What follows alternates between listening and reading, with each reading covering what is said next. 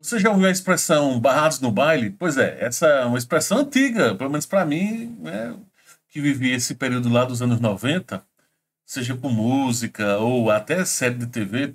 Mas o fato é que os europeus foram expulsos da negociação sobre relacionada às questões da Ucrânia. A Europa foi expulsa e Macron, né, meio que sentiu as dores, tomou ou quer tomar a frente de uma série de questões. Tá? A Associated Press traz essa notícia falando exatamente sobre isso. Expulso por Trump, Macron tenta reunir a Europa na Ucrânia, mas as divisões são profundas. Cada um quer seguir um caminho.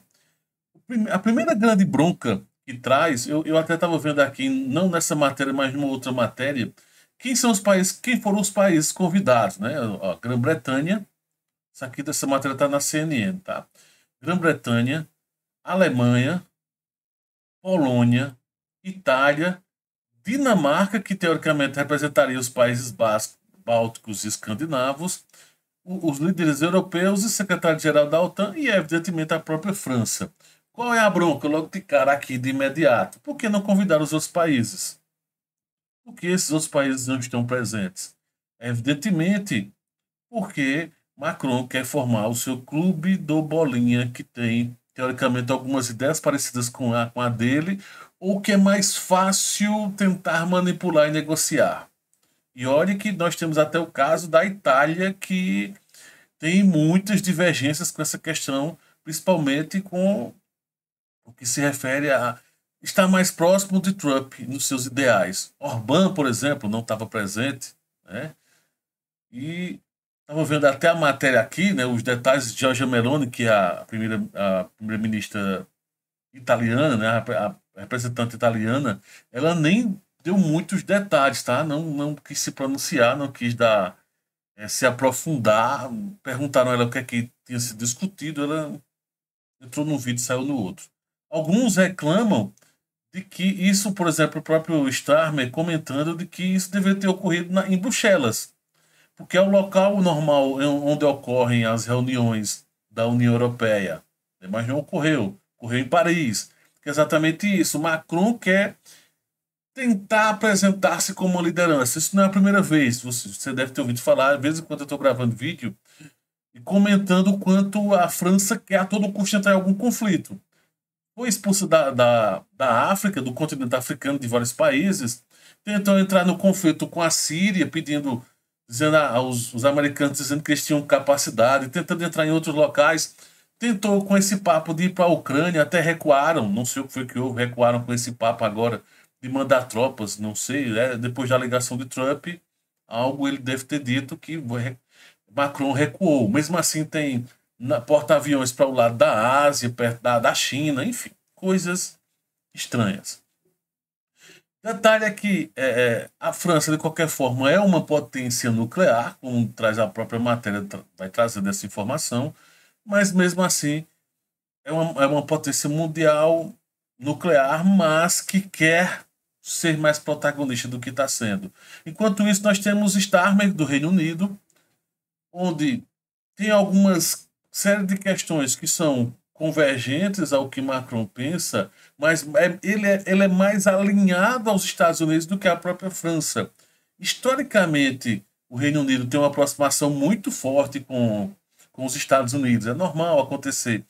Então, eles têm algumas divergências, no caso, o Starmer, em relação, por exemplo, vamos mandar tropa agora para a Ucrânia, vamos ajudar. Mas em todas as outras questões que envolvem e que têm pensamentos de Trump bem parecidos, muito parecidos mesmo, tá? Muito parecidos mesmo em todas essas questões. Então, ele está mais próximo do que. Até chamam de. Alguns analistas sugerem que Starmer está se posicionando como o sussurrador europeu de Trump, capaz de influenciar a Casa Branca enquanto se mantém em sintonia com a Europa. Então, um pé cá, outro lá. Por isso que, de vez em quando, ele faz alguns comentários bem pró-Europa, mas, ao mesmo tempo, toma atitudes similares ao que Trump está assumindo ou pensando. Tá? Nós temos a Itália, Meloni tentando ser uma Giorgia Meloni tentando ser o equilíbrio. Ela tem uma, em termos ideológicos, é uma tem uma aproximação muito forte com o que Trump pensa, né? Evidentemente, ela está num bloco, então tem algumas coisas que ela meio que fica sujeita a essas questões do bloco, né? Por exemplo, tem até uma curiosidade, na cúpula ela rejeitou o envio de tropas europeias para a Ucrânia, chamando-a de a opção mais complexa e menos eficaz, especialmente sem garantias de segurança firmes para Kiev. Aí até comenta, observadores notaram que Meloni ecoou algumas das críticas do vice-presidente J.D. Vance sobre a dependência da Europa na proteção dos Estados Unidos. Ela até comenta, não deveríamos estar perguntando o que os americanos podem fazer por nós, mas o que devemos fazer por nós mesmos, disse ela, de acordo com o site de notícias italiano, né, que é o ANSA. Apesar do ceticismo, Meloni ainda se envolveu nas negociações, trazendo à mesa as preocupações da Itália sobre os principais problemas militares europeus. Orbán não estava presente, Orbán que tem uma ligação muito próxima com os ideais de Trump, bem à direita, né? Tem uma proximidade relativamente interessante com o Kremlin, né? Com Rússia, e talvez por conta disso não sei se ele foi convidado, tá? Mas se não foi convidado, foi proposital de Macron não convidá-lo, tá? Aí vem um problema sério que é Scholz perdendo força, a Alemanha perdendo força economicamente, politicamente, e aí exatamente por conta de tudo que está acontecendo. Scholz não está gostando nada dessa tentativa de protagonismo europeu. E é aquilo que eu falo, foram barrados do baile da negociação, não se acertam, não se decidem que caminho seguir, e isso vai ser um problema sério, tá? Esse vai ser um problema sério ao longo de toda essa jornada OTAN, União Europeia, com todas essas questões relacionadas com pensamentos distintos, onde aquilo que eu falei, de um lado nós temos, por exemplo, um pequeno bloco que pensa como Macron, em que Macron tem uma forte presença. Nós temos o grupo europeu que é levemente pró-Rússia, dentre eles está o Orbán, no caso a Hungria, tá? Tem países que têm uma aproximação maior com alguns ideais de Trump, mas que não necessariamente com Rússia, que é o caso da Itália, tá?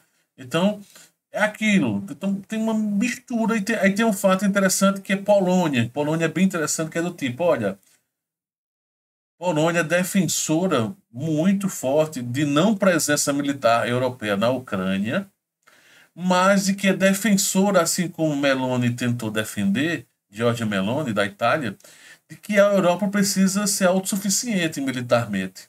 A Polônia é uma dessas defensoras, tá?